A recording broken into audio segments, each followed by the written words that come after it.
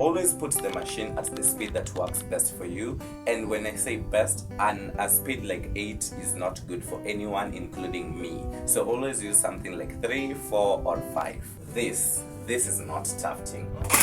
Remember, in tufting, it's best to go slower than to go fast. Okay, so before you ask me why my frame is this loose, I am not using monk's glue. I am using, hi guys, Niaje. Now I make custom rugs using a tufting gun all the way from scratch here at Mswahili. Now the reason why we are starting these videos with 2 guns is because this was my very first gun and this is like my 5th gun.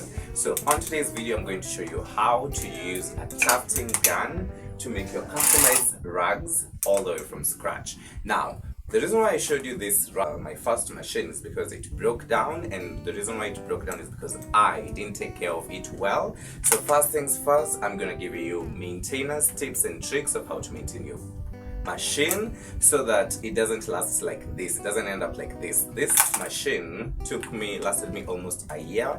Since I bought this, it has been 3 years. So I'm gonna showing you what I've been doing in this that I've not been doing on this that it has maintained.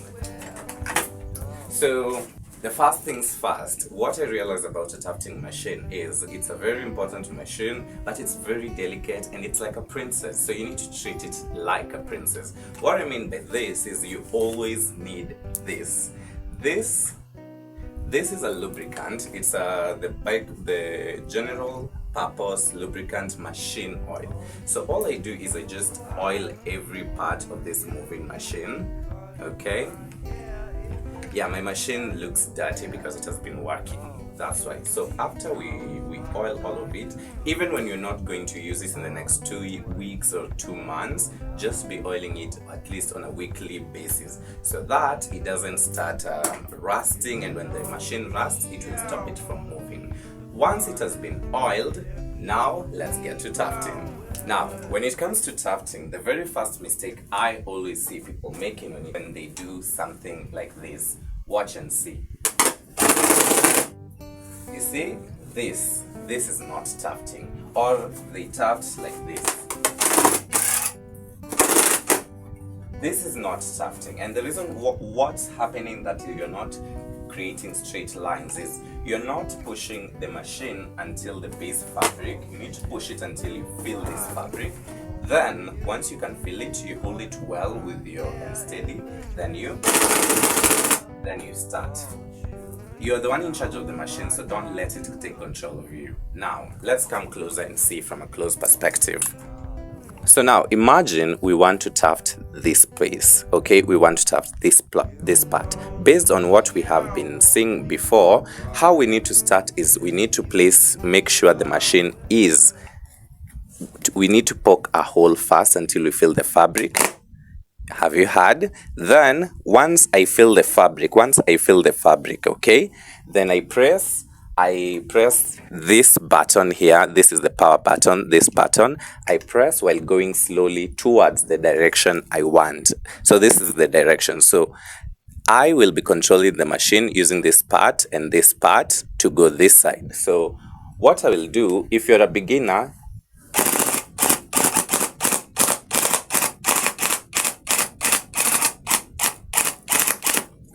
okay, done. So what I did is I went step by step through a process I call tap tap. So you see this button, I just like that. So when we repeat it in close, it's like,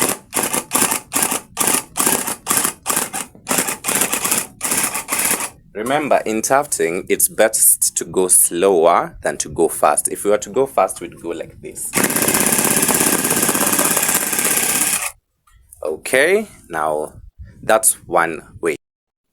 Okay, tip 2. Before you ask me why my frame is this loose, I am not using monk's glue. I am using polypropylene, or in local native languages it's called either gunia in Kiswahili or sack as the general universal term for it, okay? Now, before we continue, I'm a sassy teacher, so get on with that.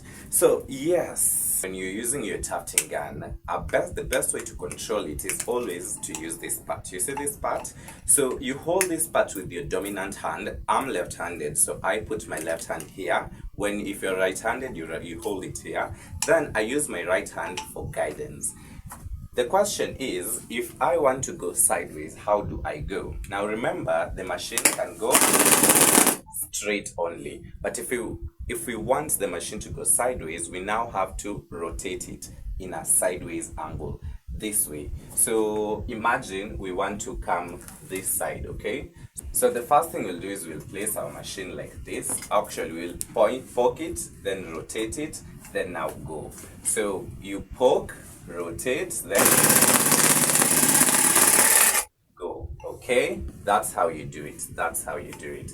Imagine we want to make a square rag here. First things we'll do is we will poke the machine, then we will go make a straight line up to here, then this side. Okay, so first is before you ask me why my fabric is loose, this is not monk's cloth, this is polypropylene, so it operates like this. So first you poke a hole, then you go.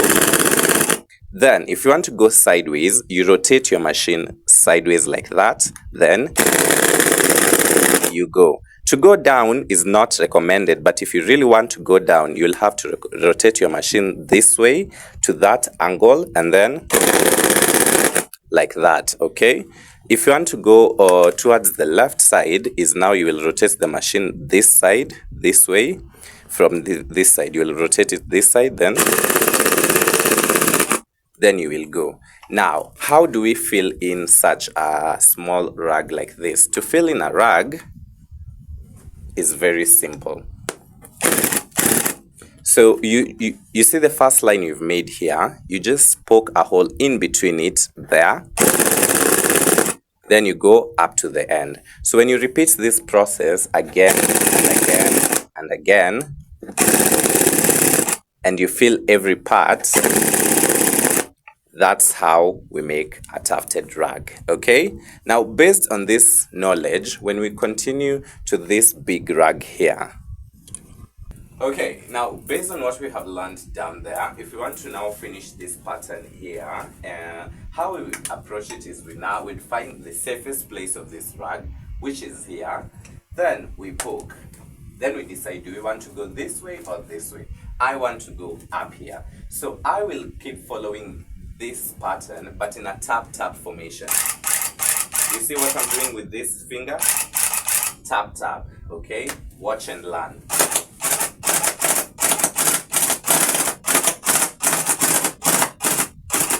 Okay, that's how you do it. If an angle is too difficult for you, just stop there and start somewhere else. Like I'll stop here and I'll start here and I'll join it here, like this. Now, always remember, when you're doing something like this, one line is never enough. So for this line, I have to do it at least 6 times for me to create the effect that I want, or the effect that you normally see in videos of tufted rags. So how to achieve that? This is how.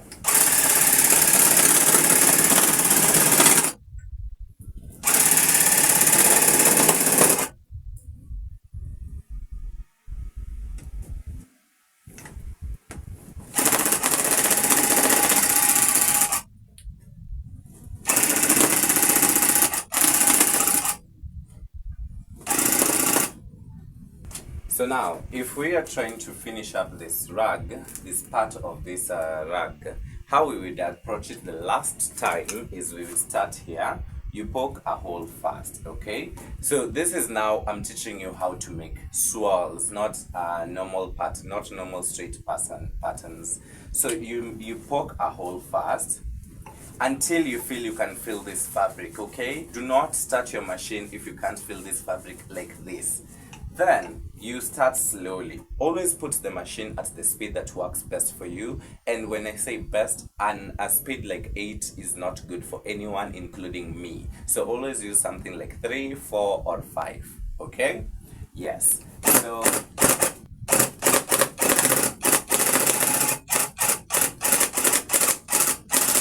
remember, I am turning the machine, okay? As I reach a point like this, I turn it this way. So when you're poked, you can still move the machine to any direction, and that's what I'm following.